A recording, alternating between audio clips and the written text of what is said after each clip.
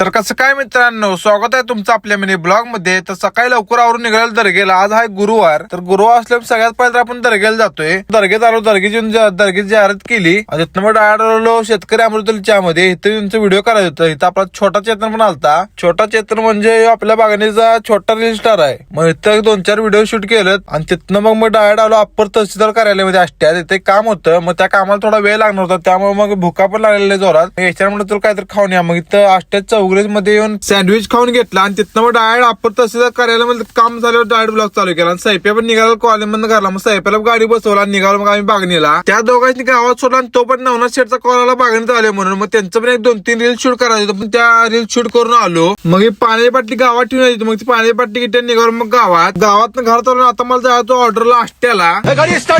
लोकेशनवर मी उजेड होतो तेव्हाच पोहोचलेलो, पण पार्टीने डायरेक्ट अंधार पडल्यास मग प्रचार चालू केला। मग इथं प्रचाराला आपल्याला लागणार सगळं व्हिडिओ घेतला आपण आणि मग तिथनं मग निघालो घरला। तर मित्रांनो, आजचा ब्लॉग आवडला असल्यास लाईक, शेअर, कमेंट आणि फॉलो नक्की करा।